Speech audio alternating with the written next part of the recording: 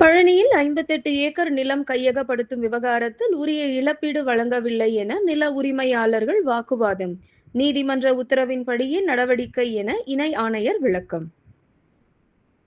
திண்டுக்கல் மாவட்டம் பழனி தண்டாயுதபாணி சுவாமி கோவிலுக்கு வரும் கோடிக்கணக்கான பக்தர்கள் வசதிக்காக பல்வேறு மேம்பாட்டு பணிகளை தமிழக அரசு மேற்கொண்டு வருகிறது. இதன் ஒரு பகுதியாக பழனி பைபாஸ் சாலையில் உள்ள சுமார் 58 ஏக்கர் நிலத்தை பக்தர்களுக்காக தங்கும் கூட்டங்கள், வாகன நிறுத்துமிடம், குளியலறை மற்றும் கழிப்பறை உள்பட பல்வேறு அடிப்படை வசதிகளை செய்வதற்காக தமிழ்நாடு அரசு நிலம் கையகப்படுத்துதல் சட்டத்தின் கீழ் கையகப்படுத்தியது. இதற்காக நில உரிமையாளர்களுக்கு வழங்கும் இழப்பீட்டு தொகை ஒதுக்கீடு செயல்பட்டுள்ளது. இந்த நிலையில் இன்று பழனி வட்டாட்சியர் அவர்களால் கையகப்படுத்தப்பட்ட 58 ஏக்கர் நிலத்தை திருக்கோவில் நிர்வாகத்தினர் வசம் சுவாதீனம் ஒப்படைக்கும் பணிகள் நடைபெற்றன.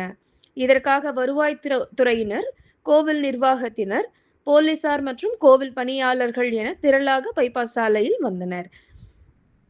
அப்போது அங்கு திரண்ட நில உரிமையாளர்கள் நிலத்தை எடுக்க கடும் எதிர்ப்பு தெரிவித்து அதிகாரிகளோடு வாக்குவாதத்தில் ஈடுபட்டதால் அப்பகுதியில் பெரும் பரபரப்பு ஏற்பட்டது. இது குறித்து நில உரிமையாளர்கள் தரப்பில் கூறுகையில், எங்களுக்கு வழங்கப்பட வேண்டிய உரிமை இழப்பீட்டு தொகை இதுவரை வழங்கப்படவில்லை.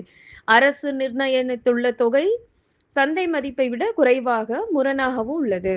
இது தொடர்பான வழக்கு நீதிமன்றத்தில் நிலுவையில் உள்ள நிலையில் எவ்வித முன் அறிவிப்பும் இன்றி போலீசார் உதவியோடு அத்துமீறி நிலத்தை கையகப்படுத்தியுள்ளனர். மாவட்ட ஆட்சியர் முன்னிலையில் நடைபெற வேண்டிய இப்பணியை தாசில்தார் மேற்கொள்வது சட்டப்படி முறையல்ல என குற்றம் சாட்டினர். இப்பணிகள் குறித்து செய்தியாளர்களிடம் பேசிய கோவில் இணை ஆணையர் மாரிமுத்து, பழனி கோவிலுக்கு ஆண்டுக்கு சுமார் 2 கோடி பக்தர்கள் வருகை தருகின்றனர். அவர்களுக்கு தேவையான அடிப்படை வசதிகளை செய்ய வேண்டியது அவசியமாகும். இந்த 58 ஏக்கர் நிலத்தை எடுக்க எவ்வித தடை உத்தரவும் கிடையாது. மாறாக பக்தர்கள் வசதிக்காக நில எடுப்பு நடவடிக்கைகளை விரைந்து முடிக்குமாறு உயர் நீதிமன்றமே உத்தரவிட்டுள்ளது. இழப்பீட்டு தொகையை ஏற்கனவே அரசிடம் செலுத்தப்பட்டுள்ளது. ஆவணங்களை சமர்ப்பித்தவர்கள் பணத்தை பெற்றுக் கொண்டனர். மற்றவர்கள் உரிய ஆவணங்களை தந்து இழப்பீட்டு தொகையை பெற்றுக் கொள்ளலாம். நீதிமன்ற உத்தரவின் அடிப்படையில் தான் சட்டப்பூர்வமாக இன்று நிலம் கையகப்படுத்தப்படுகிறது என தெரிவித்தனர்.